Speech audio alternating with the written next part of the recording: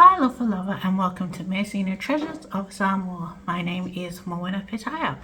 Today we're going to discuss how we can balance Samoan traditions with the demands of modern life. So this is a challenge that many of us face as we navigate between maintaining our cultural practices and adapting to contemporary society. So enjoy. So firstly, let's discuss how traditional practices fit into our busy lives. For instance, events like weddings and funerals are deeply rooted in Samoan customs, requiring significant time and effort. So while these events are crucial for preserving our culture, they can sometimes clash with modern schedules and commitments. Many Samoans find creative ways to blend traditional elements with contemporary conveniences, such as incorporating cultural practices into our virtual gatherings or streaming traditional procedures. So education and career aspirations also play a role in this balance. As Samoans pursue higher education and professional careers, there can be tension between work and responsibilities and cultural obligations. However, many individuals successfully integrate their cultural values into their professional lives, using their positions to advocate and celebrate Samoan culture. Last year, I was blessed to receive the title of Sawia in the village of Leova'a. This was something that I never really wanted in my life, because all I heard was it's a lot of work to be a Matai. It is a lot of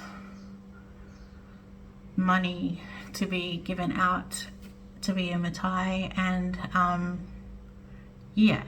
so I had a few questions for my dad, because my Samoan language is not the best, but I can communicate, kind of, yes.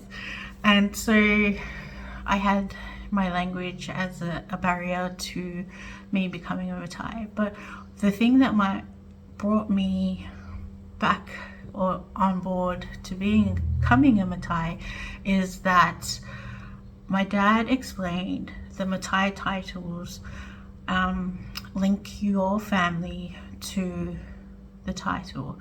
So over years and years, your family could be married to this family, married to that family, and lose touch with this particular side of the family. And so when you become a Matai, you are actually anchoring your family to that title and to that land and to that area.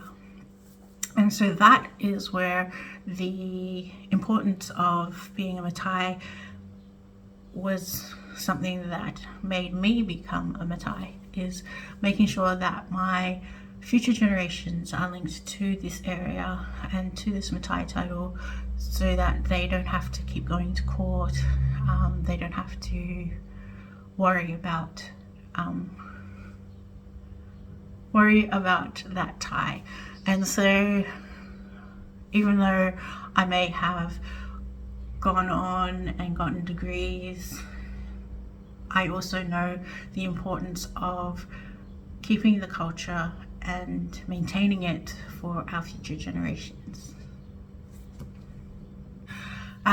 So another aspect that links on to becoming a Matai is the role of the family, the ainga. Samoan culture places a strong emphasis on ainga, family ties and communal support. Modern life, with its emphasis on individualism, can sometimes challenge this communal support. So I was raised in Australia, and I was raised that I should have things the way that I want them, not what the greater community wants of them, or my greater family. It should be about me and my family within my nuclear household.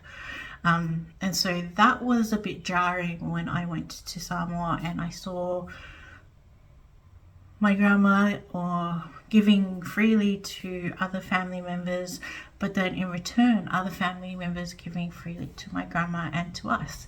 And so that definitely has affected my life.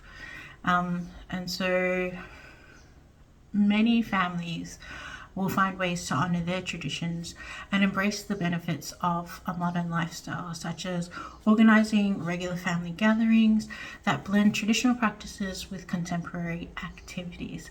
I'm looking forward to reunions coming up again. COVID took away the ability for us to meet as families through reunions, and so next year we have a reunion planned, and I'm excited to see all the new additions to the family as well as the old, and catch up, keeping